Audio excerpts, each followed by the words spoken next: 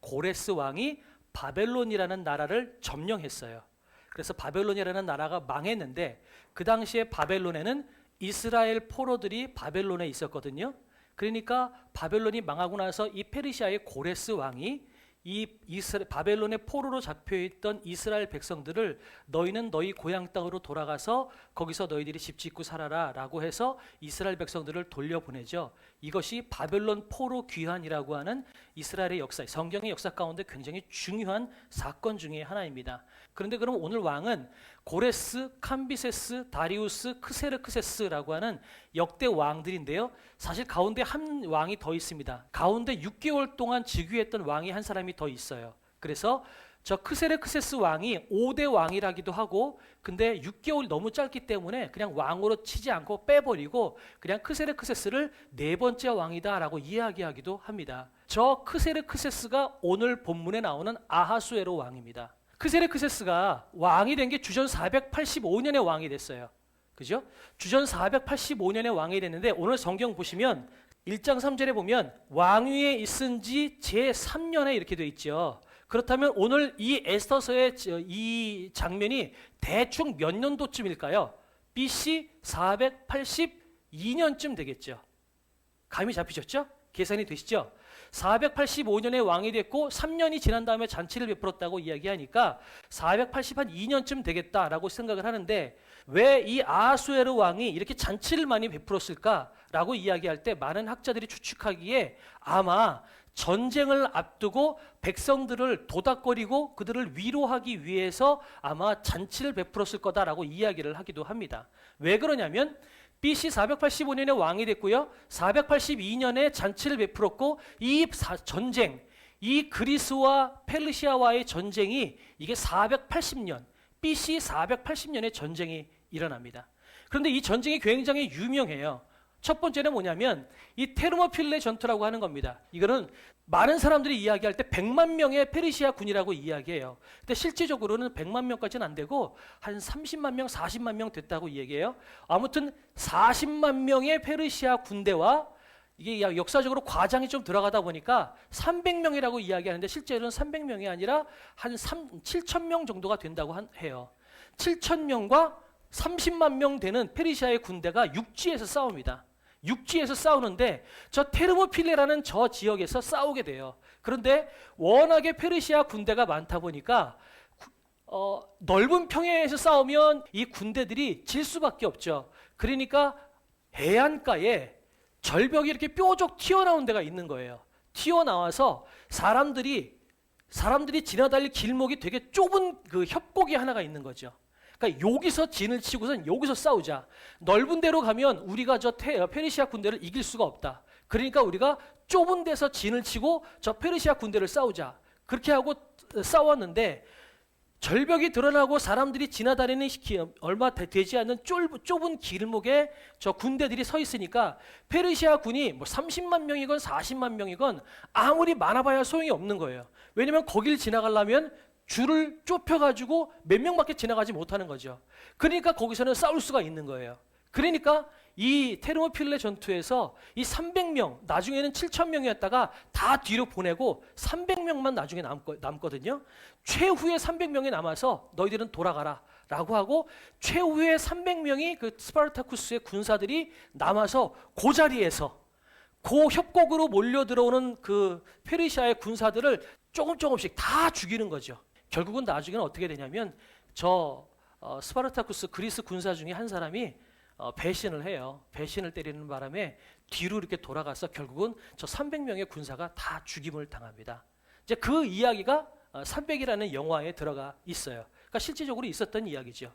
그런데 문제는 이 페르시아의 이 아하수에로 왕이 육지에서는 테르모필레 전투에서 결국 나중엔 배신자 때문에 그 스파르타쿠스 군사들을 다 이겼거든요. 살라미스 해전에서는 결국은 그리스 군사가 이깁니다. 그러니까 이 아하수에로 왕이 전쟁에서 져요. 육지에서는 이겼는데 해전에서 져버리는 바람에 아하수에로 왕이 결국은 패전을 하고 돌아가게 됩니다. 이것이 BC 480년에 있었던 그리스 페르시아 2차 전투입니다. 이것이 세계사 가운데 있었던 이야기고요. 그 전투가 있기 한 1, 2년 전쯤에 벌어진 일이 오늘 애써서 이야기해요. 그러니까 그런 것들을 머릿속에 그리고선 본문을 들어가 보면 좋겠습니다. 자, 세상 왕의 권력 자랑. 이건 뭐냐면 오늘 이 본문을 통해서는 우리가 진짜 나를 귀하게 만드는 게 뭘까를 한번 생각해 보려고 해요. 그걸 생각해 보기 위해서 이 본문이 먼저 세상 왕들이 도대체 뭘 자랑하고 있냐, 이 아하수에로 왕, 이 크세르크세스 왕이 어떤 일을 하고 있는지를 보면서 반대로 그럼 이 성경이 오늘 우리에게 이야기해 주는 것이 뭔가, 이거를 한번 우리가 찾아보자는 거죠. 이 크세르크세스 왕, 아하수에로 왕이 오늘 뭘 하는지 성경을 하나하나 찾아보면서 가보도록 하겠습니다. 1장 1절에 보면 이 일은 아하수에로 왕 때에 있었던 일이니 아하수에로는 인도로부터 구스까지 127지방을 다스리는 왕이라. 인도는 동쪽이죠. 그 다음에 구스는 어디 하면 이티오피아, 아프리카예요. 그런데 저 당시에는 지구가 둥글다고 생각을 안 했을 때잖아요. 지구가 평평하다고 생각했을 때잖아요. 그러니까 눈끝에서 보이는 저쪽 끝이 인도고 이쪽 끝이 구스인 거예요. 그러니까 저거는 구스에서부터 인도까지라고 하는 저 많은 지역을 다스렸다라는 의미도 있겠지만, 또 한편으로는 뭐냐면 저쪽 끝에서 저쪽 끝, 이 세상의 오른쪽 끝에서 왼쪽 끝까지 다 아하수에로 왕이 다스렸다라고 하는 의미예요. 다시 말해서 이 땅의 모든 땅을 다스리는 통치자가 아하수에로 왕이다라고 지금 이야기하고 있는 겁니다. 자, 그 다음에 2절 보면 당시에 아하수에로 왕이 수산궁에서 즉위하고, 수산궁이라고 하는 것은 아하수에로 왕은 그 당시에 동서남북 4계절에 맞게요, 자기들이 지내는 별장이 따로 있었는데 그 중에 저 수산궁이 가장 높은 곳에 있고 가장 크고 가장 화려한 곳이 수산궁이었어요. 그 수산궁에 지금 아하수에로 왕이 있다는 얘기하는 거예요. 그 아하수에로 왕이 왕위에 있은 지 제3년에 모든 지방관 신하들을 위하여 잔치를 베푸니 바사와 메대 장수와 각 지방의 귀족과 지방관들이 다 왕 앞에 있는지라. 이 페르시아의 아하수에로 왕이 다스리고 있는 모든 지역의 관리들이 전부 다 아하수에로 왕한테 왔는데, 왕이 180일 동안에 그의 영화로운 나라의 부함과 위엄의 혁혁함을 나타내니라. 180일이면 몇 달이에요? 6개월이에요. 상상이 되세요? 1년의 반을 잔치를 베풀었대요. 도대체 나라는 어떻게 이끌고 나갔을까? 그런 생각이 들죠. 전 모든 지역의 관리들을 다 모았대요. 다 모았대. 다 모아놓고 6개월 동안 잔치를 했대요. 그럼 정치는 누가 할 거며, 법은 누가 만들 거며, 그 동네는 누가 다스렸을까? 아마 6개월 동안 한꺼번에 다 모인 것이 아니라 아마 순차적으로 해서 모든 지역의 관리들을 다 잔치를 베풀어주고 먹이는 게 6개월이 걸렸다는 의미일 거예요. 그런데 문제는 아하수에로 왕이 6개월 동안 잔치를 베풀었다면 그만큼 내가 부유하다, 내가 지금 능력이 있다라고 하는 자기의 왕으로서의 권세와 능력을 지금 아하수에로 왕은 자랑하고 있다는 거예요. 지금 그것을 이야기하고 있는 거죠. 나라의 부유함과 위엄의 혁혁함을 나타낸다. 이것을 자랑하기 위해서 지금 잔치를 베풀고 있다는 거죠. 역사적으로는 아까 뭐라고요? 전쟁을 앞두고 사람들의 마음을 동요하고, 우리가 이만큼 힘이 있다, 우리 이렇게 능력이 있다, 우리 전쟁 나가도 우리가 질 일이 없다, 이런 그 자랑을 하기 위해서 그 사람들의 마음을 붙잡기 위해서 아마 잔치를 베풀었을 거라는 거죠. 이것을 통해서 아하수에로 왕은 내가 이렇게 힘이 있다, 능력이 있다, 이것을 지금 아하수에로 왕은 자랑하고 있습니다. 이 날이 지남에 왕이 또 도성 수산에 있는 귀천간의 백성을 위하여 왕궁 후원뜰에서 7일 동안 잔치를 베풀세. 또 쭉 가서 금과 은으로 만든 걸상을 화반석, 백성, 운모석, 흑석을 깐 땅에 진설하고 금잔으로 마시게 하니 잔의 모양이 각기 다르고 왕이 풍부하였으므로 어주가 한이 없으며 마시는 것도 법도가 있어 사람으로 억지로 하지 않게 하니 이는 왕의 모든 국내 관리에게 명령하여 각 사람이 마음대로 하게 함이었더라. 자, 관리들을 대상으로 6개월 동안 잔치를 하고 난 다음에는 여기서 끝나지 않아요. 천민들까지도 그들의 입장에서 봤을 때는 그 신경 써도 안 돼, 신경 쓸 필요가 없는 천민들까지도 잔치를 베풀어서 그들까지도 일주일 동안 먹였다라는 거예요. 그런데 어떻게 먹였냐? 금이 굉장히 많이 있었고요. 그 다음에 마시는 법도가 있었대요. 여러분 술 드시는 분 아시잖아요. 술 주도가 있죠. 뭐 있죠? 첫 잔은 다 털어라. 성시곤 집사님이 웃으시네? 아셨어요? 자, 여기서 이제 웃으면 이제 티가 나는 거예요. 첫 잔은 털어내라. 그 다음에 또 뭐가 있을까요? 마시면 따라 드려야 되잖아요. 그런 거, 그런 주도가 있어요. 안 마시면 특별히 우리나라는 술을 정말 잘 드시는 민족이에요. 그래서 마시고 빈잔 놔두면 욕 먹잖아요. 옆에서 막 신나게 막 채워주잖아요. 저 왜 이렇게 잘 알죠? 자, 아무튼 이런 주도가 있어요. 그런데 저 나라에도 주도가 있었다라는 거예요. 더군다나 페르시아는 온 나라를 다스리셨기 때문에 각 민족과 지역들마다 얼마나 풍습이 다 다르겠어요. 술 마시는 법도가 다 따로따로 있었겠죠? 그런데 그 법도에 따라서 할 때 페르시아 왕대로 술을 마시지 않으면 그 당시에는 죽임을 당할 수 있는 그런 위험을 가지고 있었을 텐데, 이때만큼은 아하스웨로 왕이 너희 마음대로 먹어. 내가 술 마시는 법을 내가 강요하지 않을 테니까 먹고 싶으면 먹고 먹기 싫으면 안 먹어도 돼. 그리고 네 풍습, 네 버릇대로, 네 지방의 풍습대로 술 먹고 싶으면 먹어라. 지금 이렇게 이야기하는 거예요. 무슨 얘기를 하고 있는 걸까요?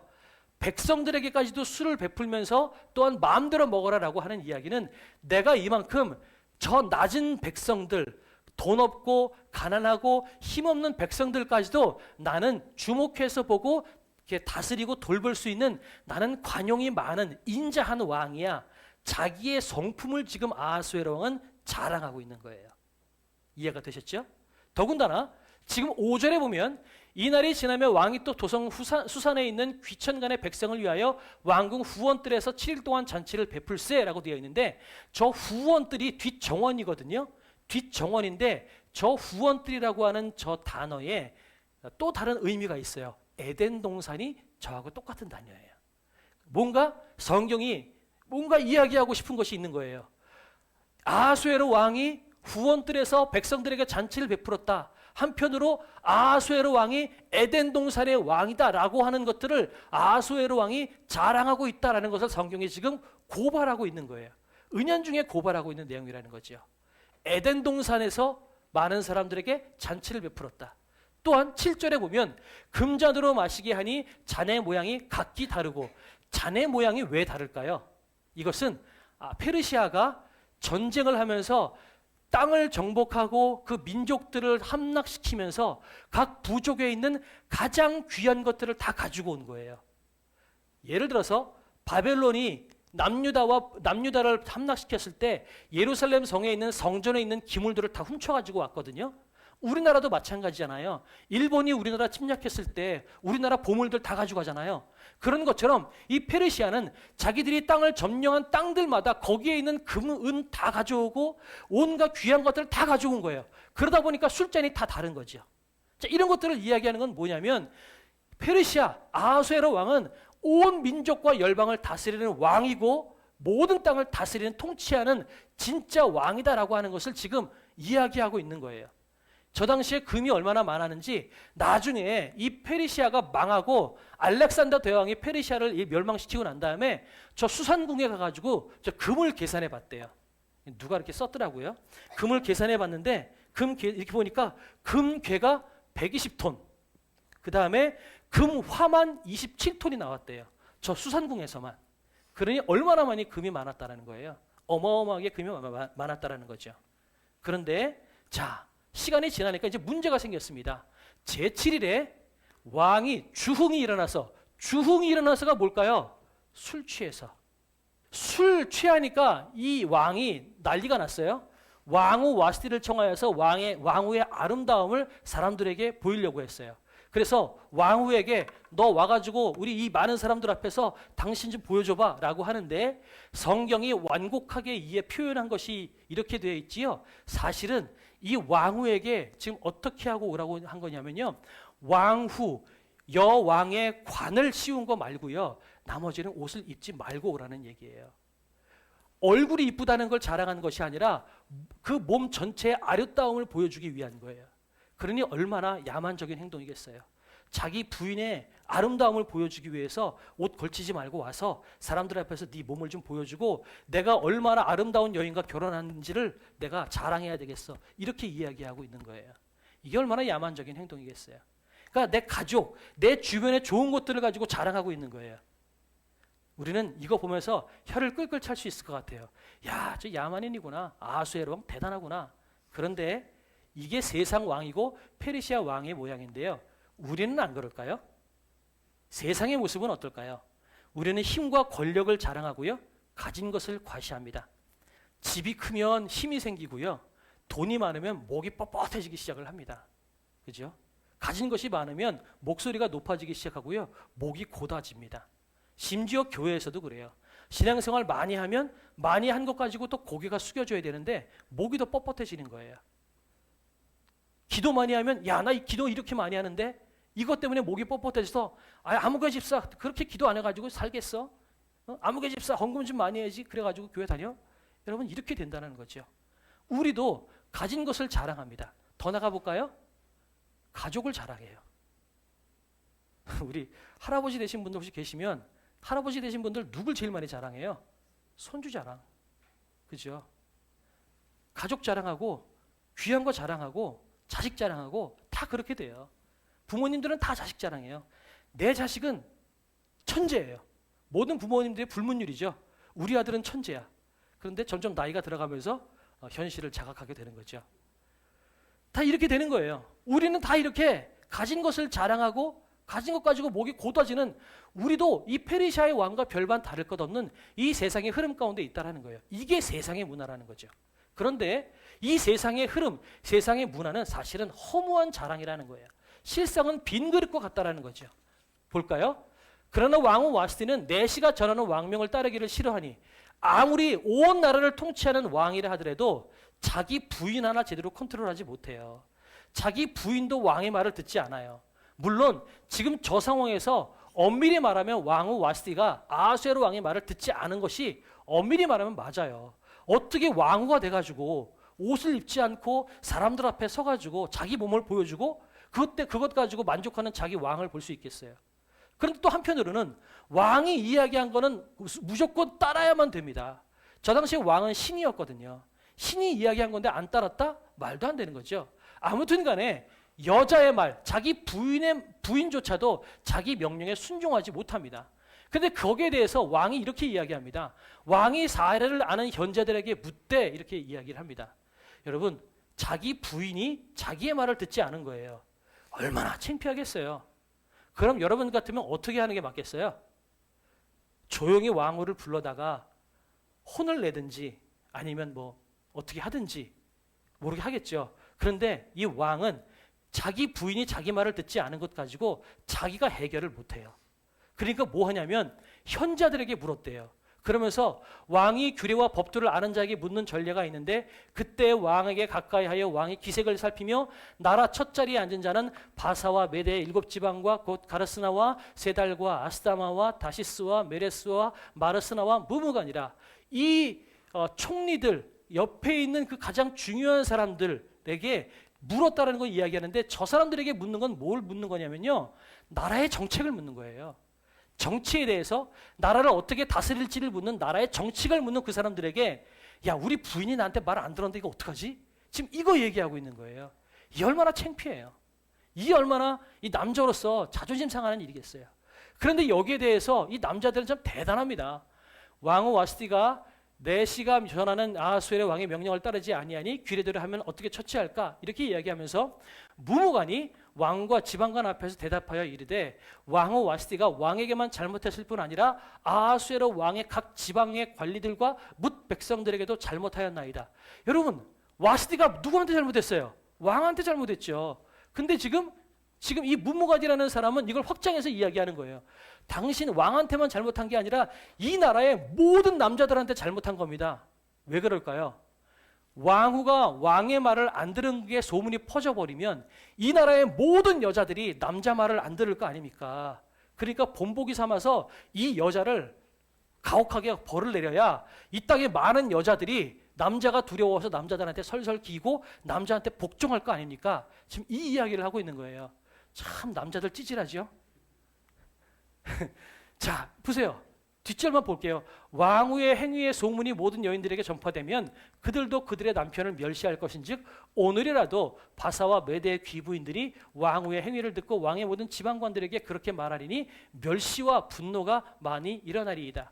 왕이 만을 좋게 여길진데 조서를 내리고 조서를 내려라 이렇게 이야기하죠. 그러면 왕의 조서가 이 광대한 전국에 반포되면 귀천을 만원하고 모든 여인들이 그들의 남편을 존경하리이다 하니라. 여러분, 여성분들께 여쭙습니다. 남자들이 주먹 때리고 욕하고 그러면 존경스러운가요? 안 그렇죠. 저게 찌질한 남자들의 모습인 거예요. 저 당시에 힘 있는 자들의 모습인 거죠.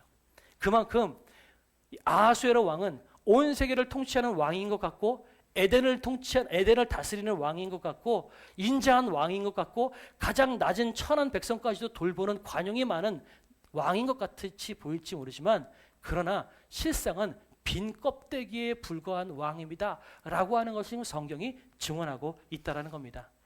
이것이 지금 에스더서가 이 아하수에로 왕을 통해서 이야기하는 거죠.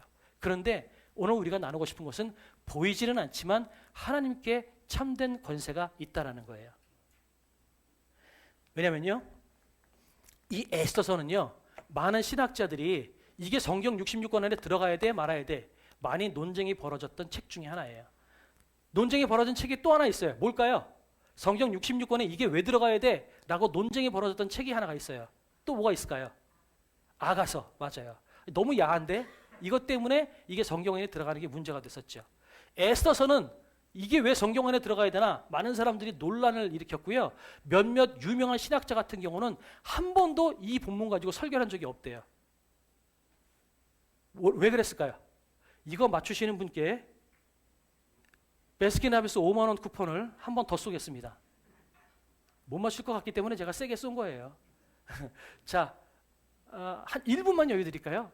왜 이 에스더서가 성경 안에 들어가는 것에 대해서 많은 신학자들과 많은 사람들이 반대했을까요? 쓰레기와 같다라고 얘기했어요. 들어보셨어요? 유튜브에서? 좋은 거 보셨네요. 네. 그런 유튜브를 보실 정도면 굉장히 많이 보신 건데 그 정도 이야기가 나올 정도 유튜브라면 뭘까요? 한 10살 때까지만 기회를 드리겠습니다. 하나, 둘, 10초 동안.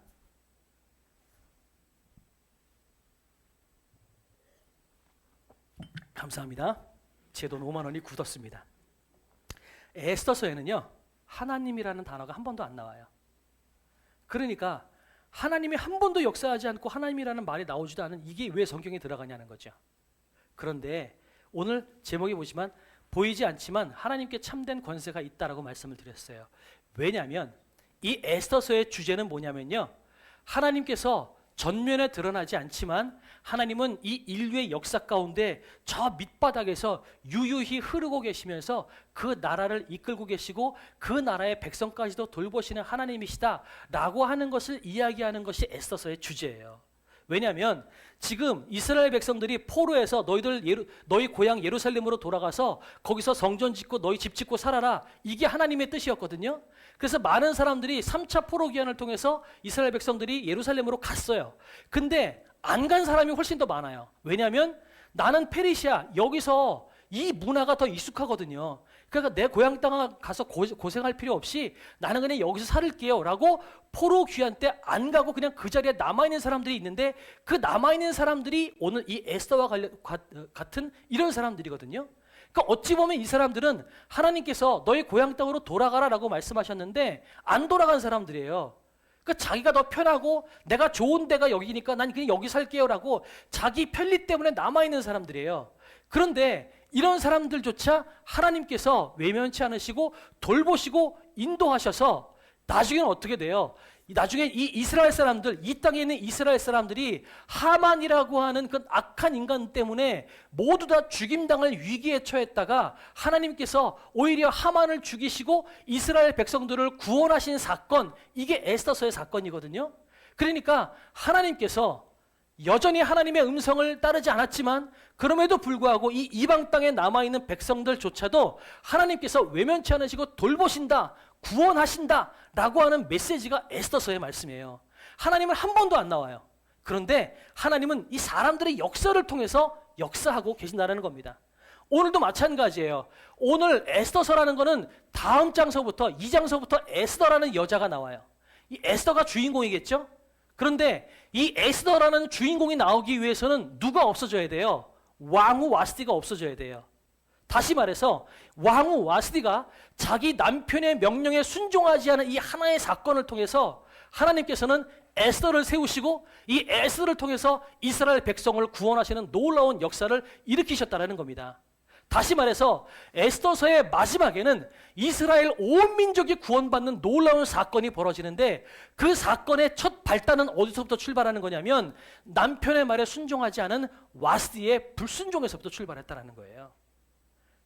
다시 말해서 하나님은 보이지 않지만 한 사람 한 사람의 그 역사를 통해서 당신의 일들을 이루시는 하나님이시다라는 겁니다.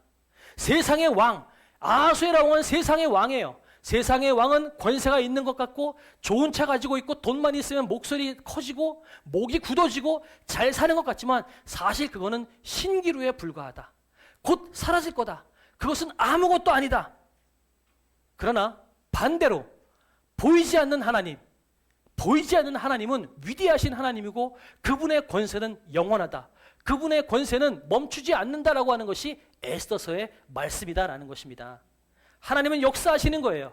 진짜 권력은 그래서 차에서, 돈에서, 권력에서, 좋은 집에서 오는 것이 진짜 권력이 아니라 진짜 권력은 하나님으로부터 오는 것이 진짜 권력이다라는 거예요. 그러니 엄밀히 말하면 제가 지난주에 평창동 가서 고개 빳빳이 들고 내가 하나님 믿는 사람인데 목사인데 내가 왜 고개를 숙여? 그게 정상이에요. 근데 저도 약하니까 고개를 숙이고 이게 쭈쭈거려가지고 여기 집 좋다 이러고서 그러고 왔는데 아무튼 이게 저부터 그러면 약한 거죠. 여러분 저와 여러분 동일하게 선포하고 싶은 게 있어요. 하나님을 믿는 자가 가장 권세 있는 자입니다. 저와 여러분 같이 한번 선포해 볼까요? 하나님을 믿는 데가 가장 권세 있다. 시작. 하나님을 믿는 데가 가장 권세 있다. 양옆에 분들이 그렇게 인사합시다. 정말 위대하신 분이십니다. 시작. 네, 감사합니다. 그렇게 인사했으면 좋겠어요. 결론으로 넘어가도록 하겠습니다. 여러분, 좋은 차, 좋은 집, 명품백 이런 것들은요 그저 신기루에 불과합니다. 잠시 잠깐 나를 우쭐하게 만들 수는 있어요. 특별히 우리나라 같은 경우는 많은 외국에서 들어온 물품들이 우리나라에서는 그렇게 비싸대요. 아이폰이 우리나라가 제일 비싸잖아요. 그 다음에 명품도요 똑같은 뭐 구찌, 프라다 이런 명품도 우리나라에만 오면 그렇게 비싸진대요. 테슬라 우리나라가 또 그렇게 비싸요. 왜 그럴까? 스타벅스 우리나라가 그렇게 비싸요. 왜 이렇게 비쌀까? 비싸면 사람들이 귀하구나 생각을 하게 되는 이게 우리나라 사람들의 심리래요. 그걸 아니까 우리나라에만 오면 값을 비싸게 매깁니다. 싸지면 오히려 안 사니까 귀하게 여기지 않으니까. 이게 우리나라 심리라는데 결국은 이런 것들은 우리를 잠시 잠깐 우리의 가치를 올려줄 수 있지만 진짜 가치는 하나님을 믿는 데서 온다는 겁니다. 그래서 전도서 말씀에 이런 게 있어요. 고운 것도 거짓되고 아름다운 것도 헛되나 오직 여호와를 경외하는 자가 복되다라고 말씀하십니다. 여러분은 무엇을 자랑하십니까? 일상을 살아가면서 여러분 뭐 때문에 여러분 목에 힘이 들어가십니까? 여러분 신앙생활 많이 하셨다고요? 아니면 여러분 자녀들이 잘 되고 있다고? 아니면 여러분이 돈이 많으시다고? 그것은 신기루에 불과하다는 거예요. 예수 믿는 사람이라면 우리는 그것을 자랑하는 사람이 되어서는 안 된다는 거죠. 그래서 무엇을 자랑해야 될까요? 차라리 자랑하는 것이 아니라 나는 부족합니다. 나는 연약합니다. 나는 죄인입니다. 여러분 차라리 이것을 선포하는 게 맞습니다. 이것을 고백하면서 날마다 하나님 앞에 더욱더 가까이 나가는 것, 이것이 그리스도인의 자세여야 된다는 겁니다. 그래서 첫 번째, 내 가진 것을 자랑하지 말고요. 하나님과 가까이 지냄을 자랑하는 사람이 되십시오. 내가 가진 것 자랑하지 마시고요. 하나님께서 나와 함께하고 있다는 것을 자랑하십시오.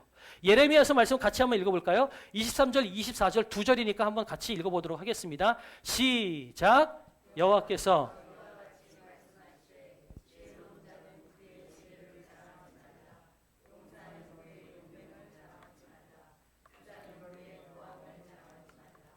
자랑하는 자는 이것으로 자랑할지니 곧 명철하여 나를 아는 것과 나 여호와는 사랑과 정의와 공의를 땅에 행하는 자인 줄 깨닫는 것이라. 나는 이 일을 기뻐하노라. 여호와의 말씀이니라. 가진 것 자랑하지 말라고 성경은 이야기합니다. 그것은 한낱 신기루에 불과하다. 잠시 잠깐 나를 귀하게 만들어질지 모르지만 그것이 영원히 나의 가치를 올리지 못한다. 오히려 내가 내 가치가, 내 스스로의 가치가 존귀한지 모르는 사람들이 다른 걸로 내 가치를 높이려고 하는 거예요. 목소리 높이는 사람들이 왜 높이는 거예요? 내가 실제로는 약하다고 느껴지니까 그거 커버하려고 오히려 겉으로 목소리를 더 내는 거예요. 두 번째, 하나님 없는 화려함보다 하나님 안에서의 작은 것이 더 위대합니다. 우리의 약함을 자랑하십시오. 오늘 하나님의 역사는요, 아하수에로 왕의 위대함을 통해서 이루어진 것이 아닙니다. 누구를 통해서 이루어져요? 왕의 명령에 불복종한 와스디를 통해서 하나님께서 일을 이루시기 시작을 하십니다. 마치 나비 효과처럼. 여기서 나비가 날개짓을 하면 저 뉴욕에는 태풍이 분다라는 것이 나비 효과잖아요. 이런 나비 효과처럼 한 여자가 왕의 말에 불복종해서 폐위당한 이 사건 하나가 나중에는 이스라엘 여자 에스더가 왕후가 되고 또한 이 에스더를 통해서 이스라엘 전체 민족이 구원을 받는 놀라운 역사의 결말까지 흐르고 가게 된다는 거죠. 여러분, 인류의 큰 역사는요, 시작부터 큰 역사로 이루어지지 않습니다. 작은 하나서부터 출발하기 시작을 합니다. 지난주에 복음의 전함 들으셨잖아요. 어떻게 하면 예수를 홍보할까? 이 시작 하나에서부터 출발해서 복음의 전함이라는 단체가 생겼고 지금은 전 세계 몇 개국에서 하나님의 말씀을 증거하는 사람들이 늘어났다는 거죠. 한 운동선수가 왜 운동선수들이 저렇게 음식 자랑하고 이렇게 CF 나와가지고 저기 물건 광고에 저런 사람들이 예수 자랑하면 얼마나 좋을까라고 하는 마음에서 출발하는 것이 운동선수를 대상으로 한 선교단체라고 말씀을 드렸어요. 인류의 역사는, 하나님의 역사는 아주 사소한 작은 것에서부터 시작합니다.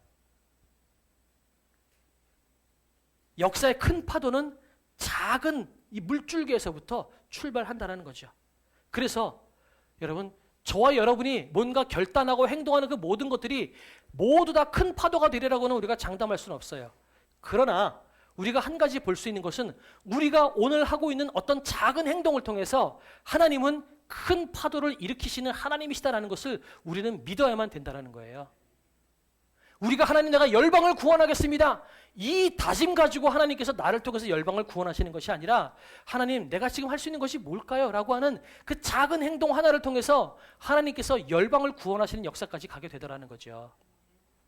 그래서 누군가의 손을 붙잡고선 누군가를 위해서 수줍게 기도해줬던 그 작은 기도 하나, 부끄러워서 욕먹을까 봐 무서워서 떨리는 손으로 전해준 전도지 하나, 이런 작은 사사로운 행동 하나하나가 하나님께서 역사하시면 이것을 통해서 놀라운 역사가 이루어진다는 것입니다. 그렇다면 우리야말로 오히려 저 세상에 돈 많은 사람, 권력 많은 사람, 힘 있는 사람, 저 멋있는 집에 사는 사람, 그런 사람들을 통해서 하나님께서 역사하시는 것이 아니라 아무것도 없는 것 같고 힘 없는 것 같고 가진 것 없는 것 같지만 내가 오늘 하나님 안에서 하는 그 작은 행동을 하는 그 나의 행동, 하나님께서 이것을 통해서 놀라운 일들을 이루시기를 원하신다라는 것입니다.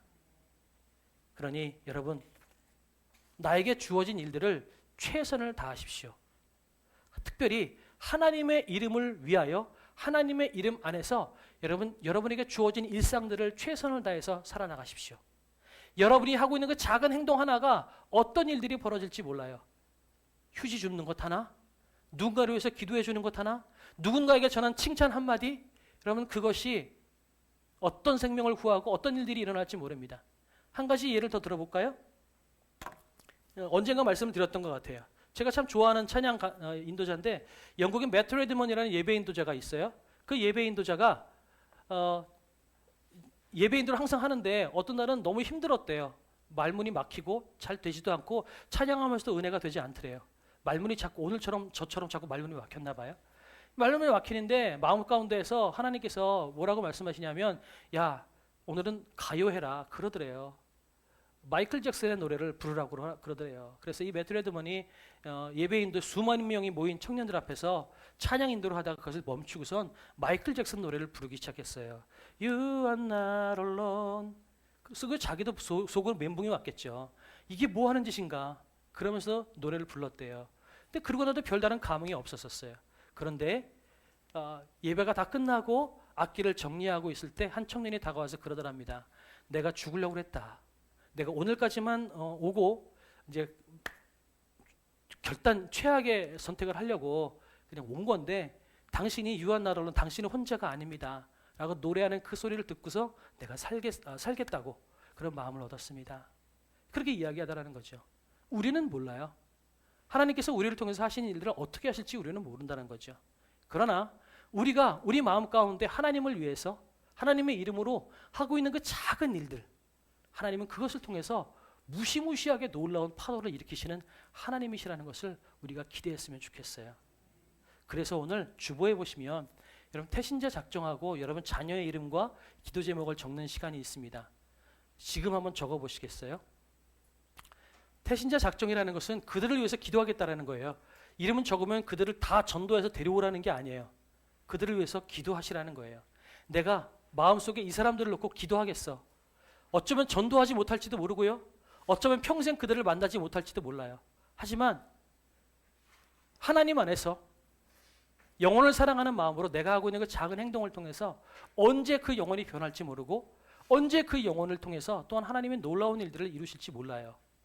그러니 여러분 오늘 작은 섬김을 한번 해보면 좋겠어요. 그것이 내가 이 사람을 위해서 이 사람이 구원받기를 이 사람이 잘 살기를 내가 이 사람을 위해서 기도하겠습니다. 그것이 앞면 태신자 작정이고요. 그 작정서의 뒷면 백지에다가는 여러분 자녀들의 이름과 그 자녀들을 위한 기도 제목을 여러분이 적어주시면 감사하겠습니다. 여러분 잠깐 시간을 내서 여러분 적어주시면 좋겠어요.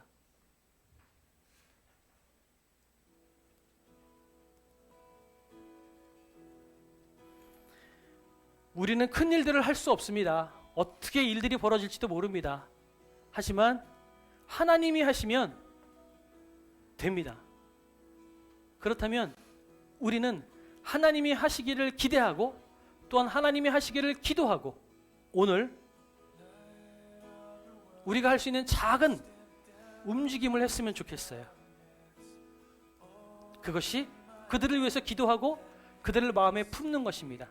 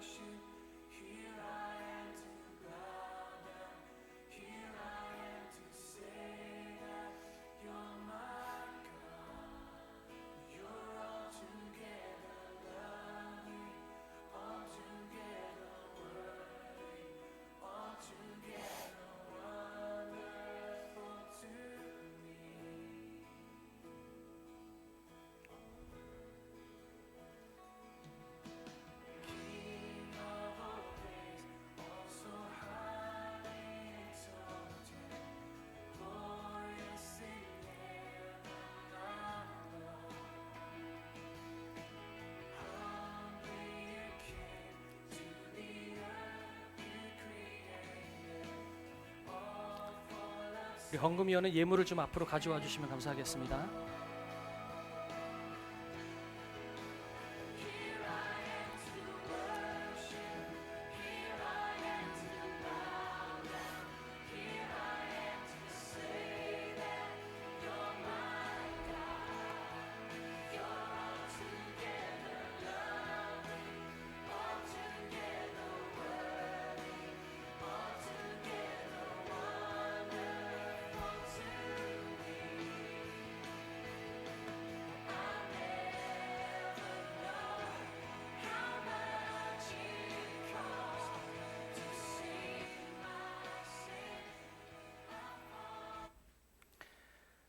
고린도전서 1장에 이런 말씀이 있습니다. 형제들아 너희를 부르심을 보라. 육체를 따라 지혜로운 자가 많지 아니하며 능한 자가 많지 아니하며 문벌 좋은 자가 많지 아니하도다. 그러나 하나님께서 세상에 미련한 것을 택하사 지혜 있는 자들을 부끄럽게 하려고 세상에 약한 것들을 택하사 강한 것들을 부끄럽게 하려 하시며 하나님께서 세상의 천한 것들과 멸시받는 것들 없는 것들을 택하사 있는 것들을 폐하려 하시나니 이는 아무 육체도 하나님 앞에서 자랑하지 못하게 하려 하심이라. 하나님께서는 나는 죄인입니다. 나는 부족합니다. 나는 아무것도 아닙니다 라고 고백하며 눈물을 뿌리며 무릎으로 하나님 앞에 나오는 사람들을 통해서 당신의 역사를 이루십니다. 내가 이만큼 했는데, 나에게 이렇게 가진 것이 많은데, 여러분, 이런 소리를 통해서 하나님께서 역사하시는 것이 아니라 나는 죄인입니다, 나는 아무것도 아닙니다, 그러나 하나님께서 하시면 나를 통하여서도 세상을 변화시킬 수 있습니다. 이런 고백을 통해서 하나님은 당신의 역사를 이루십니다.